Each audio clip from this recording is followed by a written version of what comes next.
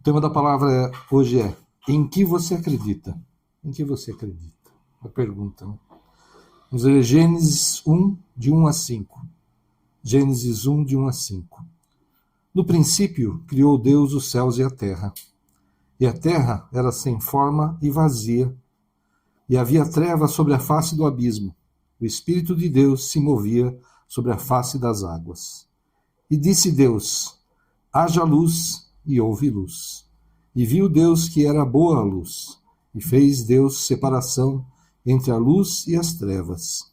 E Deus chamou a luz dia, e as trevas chamou noite. E foi a tarde e a manhã, o dia primeiro. Amém? Até aí.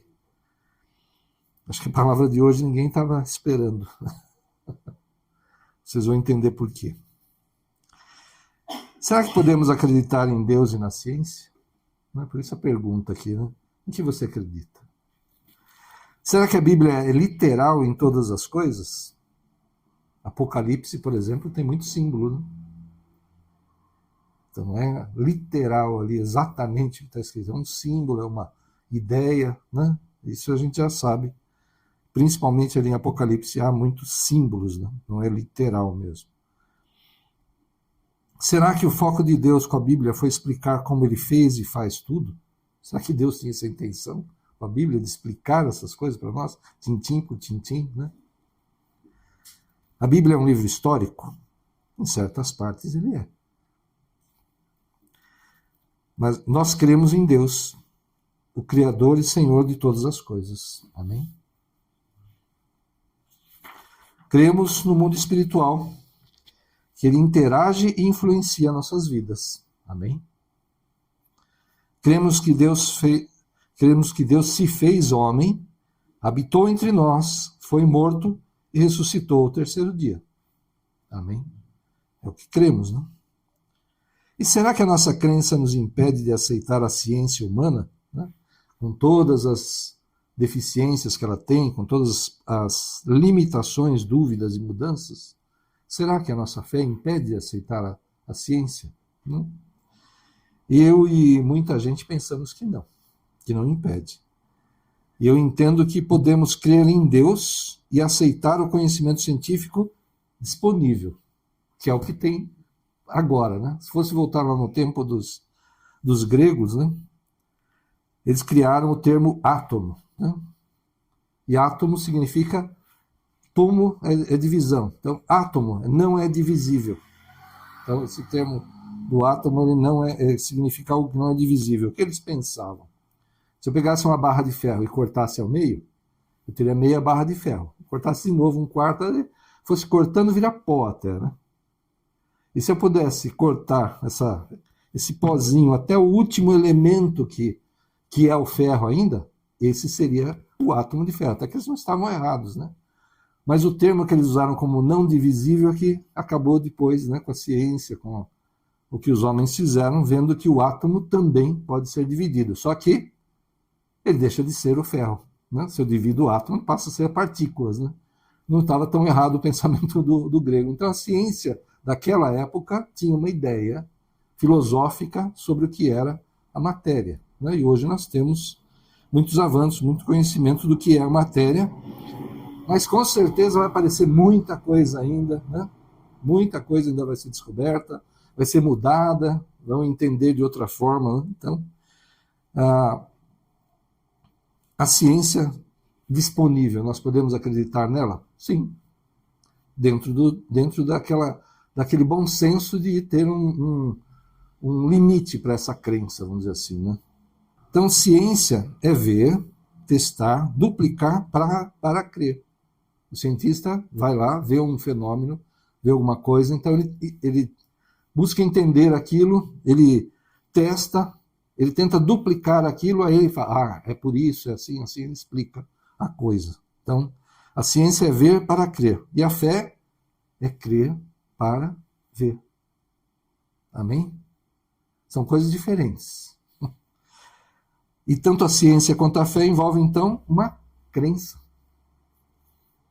Não existe divisão por zero. Você acredita nisso? Acredita, né? Você crê que não existe divisão por zero. A matemática diz isso. dá uma coisa indefinida. Beleza. Né? Não é possível ser feita essa conta. Eu creio nisso, sei lá, se é um axioma, eu não lembro exatamente o termo que é usado, mas não existe divisão por zero. Eu creio nisso. Então, a ciência, em tudo que ela faz, envolve uma crença também. Que a gente acredite no que é postulado, no que é verificado pelos cientistas. Então, a fé também. A ciência e a fé dependem de crença em alguma coisa. A teoria do Big Bang, né, do começo do universo. Ela tem sido muito contestada recentemente. Então, a própria ciência está duvidando da teoria que é mais aceita para o começo do universo. Existe muita contestação. O que o Hubble, o telescópio Hubble viu no universo, agora o James Webb, que é o mais recente, que lançaram, entra lá no espaço e tal, está vendo coisas que a ciência não entende, não consegue explicar com o conhecimento, com todo o desenvolvimento que tem, não conseguem explicar, então estão contestando. Mas vamos, para a gente poder continuar, vamos supor que a teoria do Big Bang ocorreu como as coisas, como a ciência diz, né? A explosão inicial e o universo apareceu. Ali no texto de Gênesis que a gente leu, está escrito que no princípio criou Deus os céus e a terra. Eu acho que é uma forma de Deus falar, eu criei a matéria. Né? Criou os céus e a terra, criou a matéria. Né? Então, bate aí com a explosão inicial e começa a matéria. Ok. Mas fala que também a Terra era sem forma e vazia. Ok, né? Se a teoria do Big Bang é verdadeira, está uma explosão que está expandindo, não tem uma forma definida ainda, né? Está vazio, não tem vida, não tem gente, não tem, né, nada. Né? Tá só aquela matéria em expansão.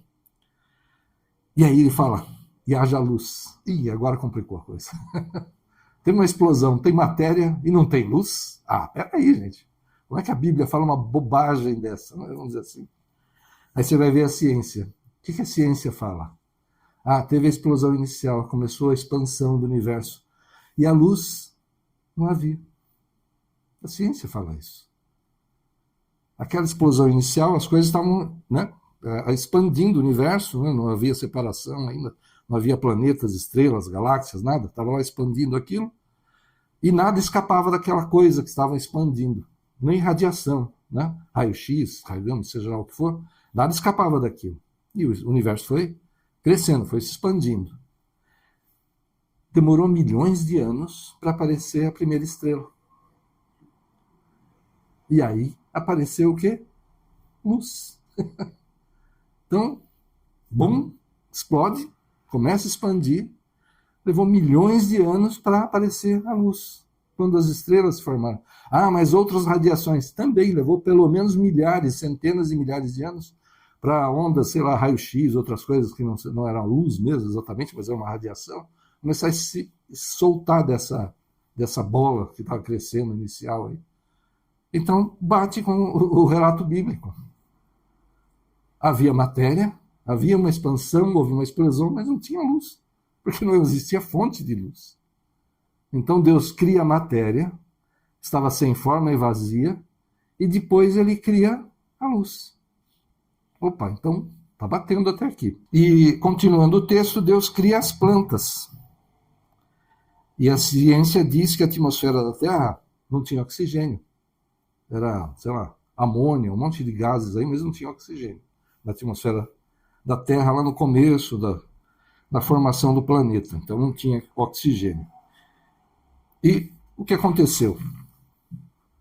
Fala que bactérias começaram a produzir oxigênio pela fotossíntese.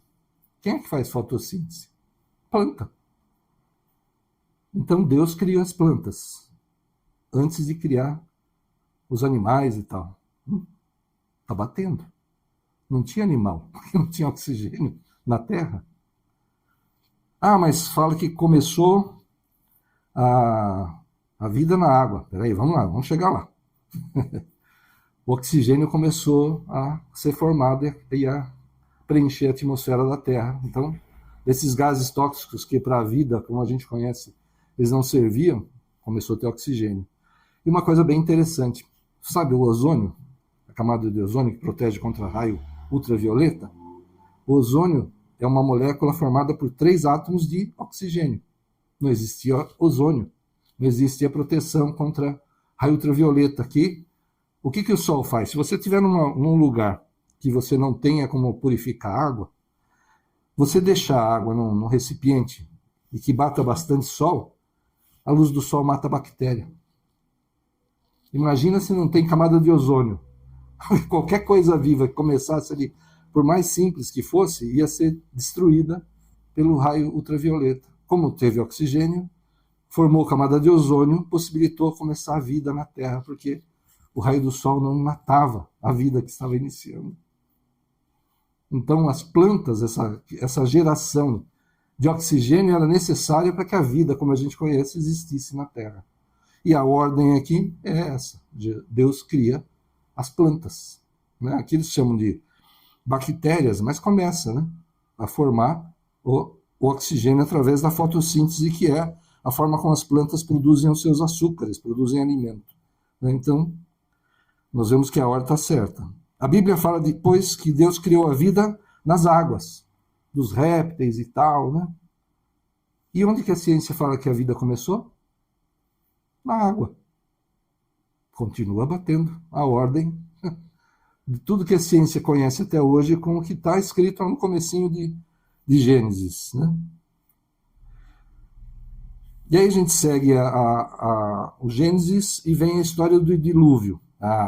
Peraí. Água que cobriu toda a terra.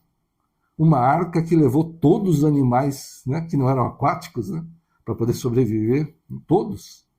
Né? Essa história está mal contada e tal.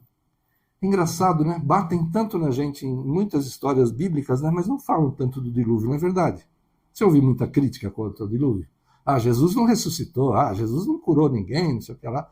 Mas você vê, Sansão bateu em não sei quantos lá de ser. Criticam de muitas formas, né? Mas não falam muito contra o dilúvio. E sabe o que é interessante? Em muitas culturas antigas, e toda a arqueologia aí, encontraram muitas histórias de um dilúvio. Sumério, babilônio, sei lá, no Oriente, na Europa, encontraram, se não me engano, até na Austrália, lá com os aborígenes. Tem história de um dilúvio universal. E de alguém que fez um barco, ou avisado pelos deuses, seja lá da cultura e tal, para poder se salvar. Isso é disseminado em culturas antigas do mundo inteiro, que não havia internet, não é? Opa, peraí, deixa eu ver, botaram no Facebook que vai ter um dilúvio aqui. Não tinha isso, né, naquela época. Imagina, para alguém de um lado do mundo saber o que estava acontecendo do outro é praticamente impossível, não ia saber, né? Mas isso está disseminado nas culturas antigas do mundo inteiro, espalhado pelo mundo inteiro. Por que será, né? Que ideia legal, né? Todo mundo quis escrever sobre um dilúvio, sobre um herói que salvou e tal, que fez um barco. É engraçado, né? Será que teve mais de um Noé? Não sei. Pode ser. Deus fez um, não sei. Ele contou a história de Noé. Mas é engraçado, né? Você vê? Então, a história bíblica do dilúvio, né? Ela aconteceu? Aconteceu.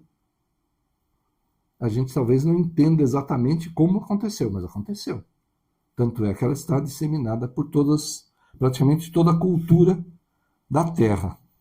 E agora, uma coisa que eu acho engraçado, né? O início da vida.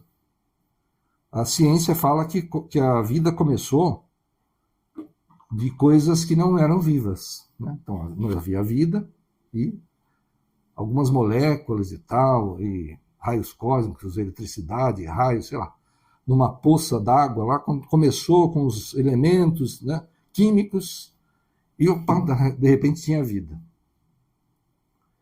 Tá. Já tentaram fazer isso aí, reproduzir em laboratório de tudo quanto é jeito. O máximo do máximo do máximo que conseguiram foi aminoácidos, que são os componentes das proteínas. Né? Mas o DNA é uma proteína gigantesca, vamos dizer assim, se for chamar de proteína até. Nem sei se dá para chamar desse nome, mas ele é gigantesco. E o que eles conseguiram, sabe, com muitas tentativas, tentando reproduzir a atmosfera, esse líquido inicial e tal, todas as possibilidades, nunca conseguiram chegar nem perto de alguma coisa viva em laboratório. Mas eles falam que a coisa começou desse jeito. Tá, ok. Vamos supor que por acaso acontecesse, né, de alguma reação química produzir vida. Oh, beleza, ok. Produziu vida. Tá vivo. O bichinho tá lá, né? E agora? Ele precisa se reproduzir, né? Divisão celular e tal. Mas como é que acontece divisão celular? Eu nunca estudei biologia, tá? Nem física, nem química. O pior é isso, né? Todo o curso que eu fiz foi técnico, nunca entrei nessas áreas. Então não entendo muito. Mas vamos lá. Formou vida. Tá, tem lá um bichinho, tá lá se mexendo. Opa, tá vivo. De coisa que era inanimada, de coisa que não era vida. Mas, ok, passou o tempo lá e morreu. E aí? Vai ter que ter outro raio para ter vida de novo, para ter vida? Toda hora vai ter que acontecer isso para ter vida, então? Não, ele precisa se reproduzir. Até uma, né, cientificamente falando, falar, tá vivo. Uma das características do que é vivo é que ele se reproduz. É uma das características para dizer que está vivo. Tanto que vírus, eles não sabem se é uma coisa viva ou não. Porque o vírus ele não se reproduz por si, né? Ele tem que invadir uma célula, colocar o material genético dele lá para que a célula produza outros vírus. Então, tem uma dúvida aí se vírus é vivo ou não. Porque ele por si só não se reproduz. Tá, então precisa do quê? De um RNA, de um DNA, alguma coisa assim, né? Então quer dizer que o que não era vivo, de repente teve um raio lá, juntou as coisas, formou uma coisa viva, uma célula, um ser unicelular, e codificou um RNA ou DNA dentro daquele bichinho para que ele pudesse o quê? Se dividir e formar outros, se reproduzir. Meu amigo, o raiozinho bom esse aí.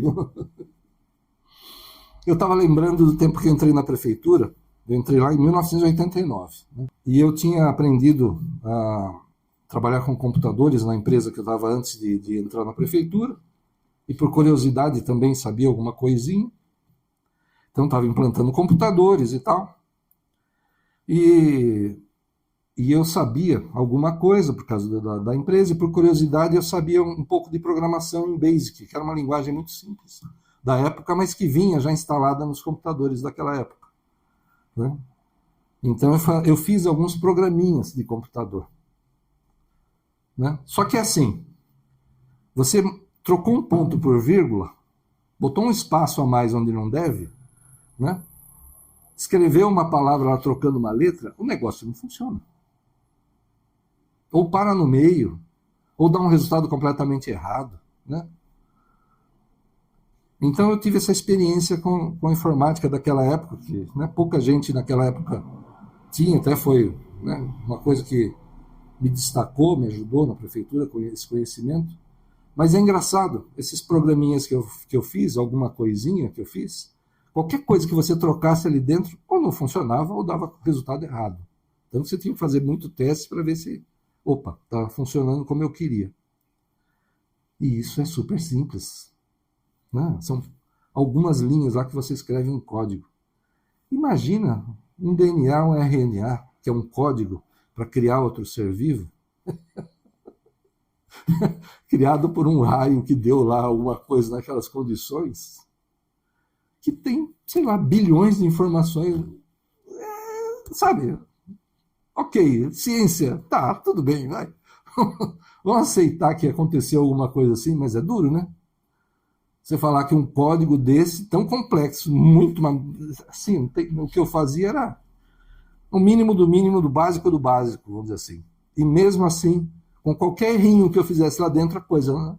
Então, quer dizer, ele criou vida, ele codificou essa vida no DNA ou RNA, alguma coisa assim, e isso já estava pronto para reproduzir e criar outro, igualzinho a ele.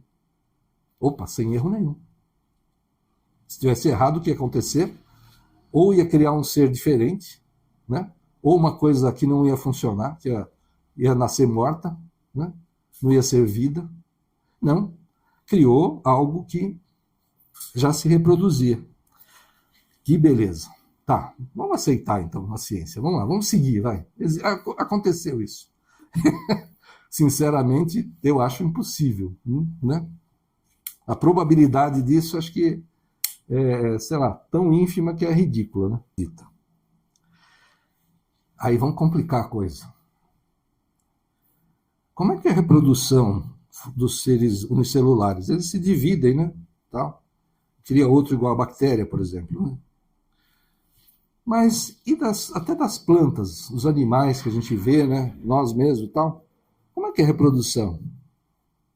Até uma flor, né? Deixou ser interessante quando eu estudei lá, sei lá, quinta série, não lembro nem que série que foi, que a flor, ela tem o órgão sexual masculino e o feminino, né? Gineceu, androceu, é isso? Barbaridade, agora eu fui longe. A flor tem. A gente tem um problema hoje em dia no mundo que nós estamos acabando com as abelhas, com os insetos polinizadores. E se acabarem os insetos polinizadores, provavelmente a gente morre de fome. Os insetos polinizadores, por exemplo, a abelha, tem mais, né? Vamos lá colocar a abelha, vai. Ela vai na flor, colhe o néctar para fazer mel, e ela se suja de pólen. E ela vai para outra flor. Então ela coletou o gameta masculino numa flor e coloca no órgão feminino da outra flor, pela sujeira que ela traz no corpo. E o que acontece? Novas florzinhas. Até a reprodução de uma flor, de uma planta, é sexuada. Olha só que interessante, né? E os animais fazem a reprodução normalmente sexuada, né? Por que eu estou falando isso? O DNA já é complicado, né? Ter o DNA como um código para fazer um corpo, fazer uma vida, né? O que a reprodução sexuada faz acontecer? Eu tenho dois seres diferentes que não tem nada a ver um com o outro, né? Eu e minha mulher, nós temos relação e dali nasce uma criança.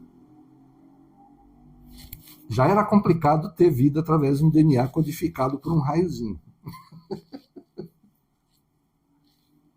Aí vem a reprodução dessa forma, ou seja, dois seres diferentes, que não tem nada a ver um com o outro, separados completamente, se juntam para se reproduzir. Ciência, quando é que começou isso? Que saiu do unicelular lá que, se dividia e formava, né, outra bactéria. E agora você junta dois seres que não tem nada a ver um com o outro, né, para formar um terceiro ser. E olha só, a reprodução sexuada faz o quê? Protege contra doenças genéticas, a maioria delas. Porque se o homem e a mulher, por exemplo, né, falando da gente, se um deles tem um gene que é defeituoso, que poderia gerar uma doença genética, e o outro não tem, na maioria dos casos, quando eles se juntam e têm um filho, não acontece a doença, apesar do filho ser portador, né, de um gene defeituoso que pode gerar a doença, ele não tem, porque os nossos genes são aos pares. E quando um é defeituoso e o outro não, na maioria dos casos, você não tem a doença genética. Se fosse se fosse assim, sai um Júlio aqui de mim, né, ele teria doença, porque se eu tenho, ele vai ter, né, a doença. E como, né, vamos dizer que eu tivesse o gene defeituoso, a minha mulher não. Meus filhos seriam portadores, mas não teriam a doença, na maioria dos casos. Existem casos com um gene só, mesmo tendo um bom e um ruim, aí o ruim prevalece, mas é mais raro. A maioria dos casos, o gene ruim é dominado pelo bom, então não aparece doença. Se a reprodução não fosse sexuada, existiria, talvez, nem sei como é que estaria a vida na Terra até hoje. Não sei como estaria. Então, por isso que acontece algumas doenças congênitas, genéticas e tal, quando, no acaso, tanto o homem quanto a mulher, eles têm o gene defeituoso. Aí, quando junta, não tem jeito. Aí o filho vai ter a doença. mas normalmente a reprodução sexuada, ela impede isso. Então, olha só como Deus faz as coisas. Né? O relato de Gênesis, como ele fez, como foram desenvolvendo as coisas. Ah, foram dias? Talvez. A palavra em hebraico que eu estava pesquisando, a palavra dia em hebraico, ali no texto original, ela pode significar um tempo. Pode ter simbolizado uma era. E a Bíblia fala que, para Deus, um dia é como 1000 anos, e 1000 anos como um dia. O tempo para Deus não importa. Ah, então ele pode ter feito o universo há 13, não sei quantos bilhões de anos? Pode. Ah, mas Deus ficou esperando? E daí? Para ele o tempo não importa. Ele poderia ter feito imediatamente? Acho que sim. Ele é o Todo-Poderoso. Mas ele quis fazer do jeito que ele fez. Quis nos fazer do jeito que ele nos fez. Né? Olha só que interessante. O nosso sangue percorre todo o corpo, né? O coração batendo, aí tá bombando o sangue. Eu fui perguntar, fui ver na internet, achei no site da USP, quantas células tem no corpo humano? Bilhões? Eles falaram que tem 37 trilhões. Trilhões de células. 37 trilhões de células no corpo. Ah, mas nem todas as células recebem sangue e tal, não sei o que lá, pode ter tá contando células, sei lá, dos ossos, do cabelo, da unha e tal. Ok. Vamos botar pela metade, mais ou menos. Né? 20 trilhões de células que precisam receber sangue e alimento o tempo todo. Nosso cérebro, por exemplo, fica alguns segundos sem oxigênio, puf, para, você desmaia.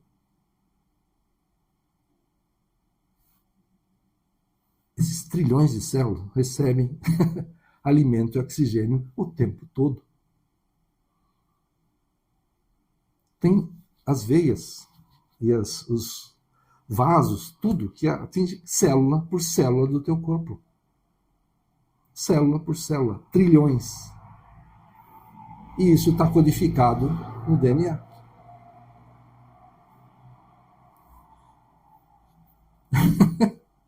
O nosso cérebro, né? Também fui pesquisar isso.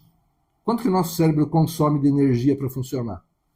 Uma lâmpada dessa aqui, ó, mais ou menos. 20, 25 watts. Nosso cérebro usa de energia para funcionar. É um dos órgãos do corpo que consome mais energia. Se você pensar muito, você emagrece.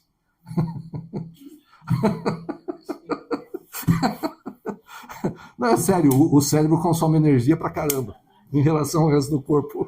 Vamos pensar para emagrecer, tá, gente? Aí eu fui pesquisar. E se um computador fosse fazer a mesma coisa que o cérebro? Não existe, tá? Computador que consiga fazer o que o nosso cérebro faz. Nenhum computador ainda. Tem supercomputadores poderosíssimos aí que fazem muita coisa. Mas eles não fazem o que o nosso cérebro faz. Mas qual seria a estimativa de energia que um computador desse ia gastar? 20 também, né? 20 watts a gente? 20 milhões de watts um computador desse iria gastar. 1 milhão de vezes mais energia do que o nosso cérebro gasta para funcionar. Um computador, se fosse feito com a tecnologia de hoje, gastaria 1 milhão de vezes mais. Isso está aqui na nossa cabeça. O raiozinho, olha, fera. O raiozinho bom. Né? Parece piada um negócio desse, mas é assim que a ciência fala. Né? Que a vida começou desse jeito. Ah, mas eu creio que Jesus fez milagres. Eu creio. Ah, quem fez milagres? Jesus fez milagres. Jesus ressuscitou nada, não ressuscitou ninguém, curou, ressuscitou. Ele mesmo ressuscitou. Ele é Deus. O cientista vai espernear, vai falar um monte, mas na verdade é isso. A ciência busca entender o que Deus fez. Né? A medicina vive lá usando. Os índios usam a planta tal para curar dor, para tirar dor, como analgésico. Aí os caras vão lá, pegam a planta, levam ao laboratório, separa todos os componentes dela, tudo que tem naquela planta, aí descobre que tem um princípio lá naquela planta que é analgésico. Aí eles reproduzem e tal, e vendem pra caramba, ganham dinheiro. Eles criaram isso daí? Não. Está na natureza. Sabe, a ciência descobre, busca entender o que Deus fez. Então, no que a gente crê? Nós cremos no Deus Todo-Poderoso, que é por nós, que criou toda essa maravilha que é o universo, né, que a gente estraga, né, a Terra e tudo, né, que a gente... Outro dia a gente estava ministrando, falando que a natureza clama, né, espera pela nossa conversão, para que ela possa sair dessa prisão em que a natureza está por nossa causa, né, para que o mundo seja de novo do jeito que Deus fez lá, o Éden, né, uma maravilha para nós. Quando a gente for transformado, quando Jesus voltar, essas coisas aqui tão ruins que acontecem, né, tanto sofrimento, tanta coisa ruim, isso vai acabar. Então, se alguém te confrontar e falar, por que você acredita nisso? Meu, você acredita em tanta coisa, você que é ateu aí, que acredita na ciência, piamente, né? Tem tanta coisa que a ciência não explica, né? E falam, né, de matéria escura, energia escura. Nunca conseguiram provar, ver, nada. Mas para fechar a conta precisa de matéria escura, energia escura, precisa de um monte de coisa. E vão criticar a nossa crença. E vão criticar que a gente acredita em Deus que faz milagre, um Deus criador, um Deus que é supremo, que é nosso Pai de amor, que cuida de nós, que provê todas as coisas. Pode criticar, pode rir, não importa. Eu nunca vou deixar de acreditar nesse Deus. Amém? Em que você acredita? Amém? Creia no Senhor. Creia no poder dele. Creia que ele é um Deus de amor. E quanto mais você puder se achegar, quanto mais obediente você for, mais as bênçãos do Senhor vão chegar para a tua vida, para a tua casa, para a tua família. Em nome de Jesus. Esse Deus que criou algo que... Nosso cérebro. Que o homem não chega nem perto ainda de fazer alguma coisa. Vai chegar um dia, vai, eu acredito que sim, vai. Pode chegar, pode. Se Jesus não voltar antes, o homem é capaz de chegar a fazer um computador que consiga reproduzir o que o nosso cérebro faz. Mas com todo o desenvolvimento que tem hoje, com toda a crítica que nos fazem, o homem não consegue fazer nada disso. Então, se alguém confrontar a tua fé, fala, você acredita? Eu acredito em Deus, sim. Eu acredito, sim. Em milagres, sim. Eu acredito que Deus é por mim, sim. Eu acredito que Jesus morreu naquela cruz por mim, para pagar os meus pecados, e ressuscitou ao terceiro dia. Como? Ressuscitou ao terceiro dia, ponto.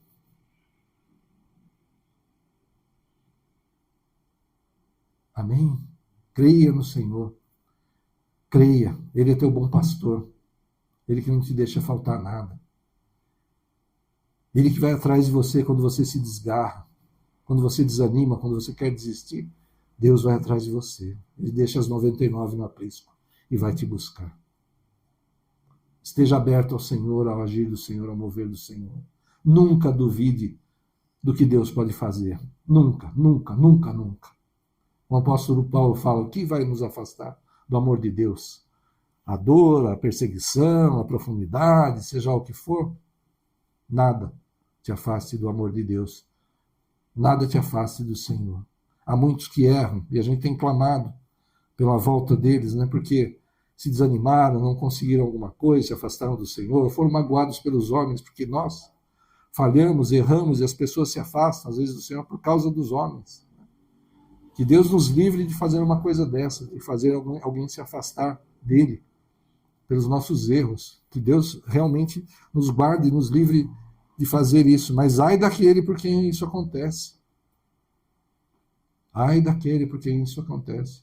Afastar as vidas de Deus. Meu Deus. Nós vamos continuar clamando, ministrando, orando por essas vidas para que voltem. Para que Deus alcance os nossos amados, nossos amigos, nossos colegas, né? Que Deus continue operando os milagres dele, ele continua, ele vai fazer aquilo que é necessário, aquilo que é o impossível, aquilo que é importante, que precisa ser feito realmente, e é um milagre, Deus vai fazer na tua vida em nome de Jesus. Amém? Creia. Creia. A palavra de Deus fala que quem se aproxima de Deus precisa crer nele. Então creia. Não duvide. Não importa que a ciência, que os homens falem, que seja o diagnóstico que é feito, o diagnóstico está certo da enfermidade, para aquela situação, naquele momento, está. Mas se Deus colocar a mão, pode vir a cura? Com certeza, como nós já vimos. Amém? Uma situação de confusão na família, uma situação de situação financeira problemática, um problema na justiça, Deus coloca a mão e transforma, muda, inclina o coração daqueles que decidem a favor dos servos dele, abre portas, fecha portas, muda leis, influencia pessoas, Deus faz do jeito que ele quer. Amém? Então você recebeu um diagnóstico, recebeu uma previsão de problemas, ou está acontecendo um problema, busca o Senhor vai fazer o que é necessário, o que é importante, ele vai agir da forma que é a melhor, em nome de Jesus. Amém? Fecha os teus olhos, vamos orar. Senhor, em nome de Jesus, perdoa-nos quando duvidamos, Senhor. Ajuda-nos a entender a Tua palavra, Senhor, o Teu mover, Senhor. Em nome de Jesus, que todo engano, toda mentira do inimigo caiam por terra das nossas vidas, limpa, purifica mesmo nossas mentes, nossos corações, Senhor. Em nome de Jesus, Senhor, que possamos aceitar aquilo que é da ciência, Senhor, que os homens descobriram do que o Senhor fez, Pai. Entender as limitações que a ciência tem, Pai, mas com certeza permanecer junto a Ti, crendo em Ti, Senhor, Te buscando, Te adorando, Te louvando, Te colocando, Senhor, em primeiro lugar, acima de todas as coisas, Senhor, que seja assim sempre em nossas vidas, Senhor. Tudo que é contrário, tudo que é diferente disso cai por terra, nós rejeitamos e anulamos as nossas vidas, famílias, nossa descendência, nossa herança bendita da igreja, cai por terra em nome de Jesus. Mas que venha a Tua sabedoria, o Teu discernimento, o Teu conhecimento, Senhor. Dá destaque aos Teus servos também, Pai, na ciência, para que possamos, Senhor, falar de Ti, testemunhar de Ti, Senhor. Confrontar a ciência com a ciência, Senhor. Porque, como diz a Tua palavra, conhecereis a verdade e a verdade vos libertará. Que conheçamos a verdade científica, Senhor, para libertar aqueles que estão presos em mentiras científicas, Senhor, que rejeitam a Ti, Pai, em nome de Jesus. Dá esse destaque mesmo aos Teus servos, Senhor. Em nome de Jesus, coloca em posição de honra, Pai, de destaque os Teus servos, Senhor, para que possamos ministrar, falar de Ti, Senhor, testemunhar de Ti, Senhor, como doutores, como mestres, Senhor, como professores, como cientistas, Senhor, como autoridades, Pai, em nome de Jesus. Que possamos assim levar, Senhor, a Tua palavra, o Teu evangelho, Senhor, a muitos, que faça que todo preconceito caia por terra, Senhor, em nome de Jesus. Que todo medo caia por terra e que as pessoas Te recebam como Senhor e Salvador. E aqueles que se afastaram, que voltem para Ti, Senhor. Aqueles que estão frios, Senhor, que a Tua chama seja reacesa neles, Senhor, em nome de Jesus. Usa mesmo as nossas vidas, Senhor. Oh, Senhor, nós Te damos graças, Senhor, porque o Senhor tem usado, Pai. Continua usando mesmo, para que possamos dar fruto, muito fruto a Ti, Senhor. A tempo é fora de tempo, Senhor, com os nossos testemunhos, Senhor. Falando de Ti, Senhor, em nome de Jesus. Nos dá mesmo essa sabedoria, Pai. Para que não caiamos nas armadilhas, Senhor, nos argumentos, oh, Senhor, falaciosos do mundo, Senhor. Em nome de Jesus, Pai. E usa mesmo a Tua igreja. Vai debaixo dessa unção, para levar o evangelho do Senhor, para resistir a toda intimidação, a todo preconceito, com sabedoria, porque o Senhor Te dá sabedoria. Ele vai colocar as palavras na tua boca, para que você possa enfrentar, falar contra tudo que vier contra você. E em vez de você ser impactado pelo que o mundo traz, você vai impactar o mundo, as pessoas, e elas virão para Cristo. Vai debaixo dessa unção, em nome do Pai, do Filho e do Espírito Santo de Deus. Amém. Que Deus abençoe a todos. Aleluia. Glória a Deus. Aleluia.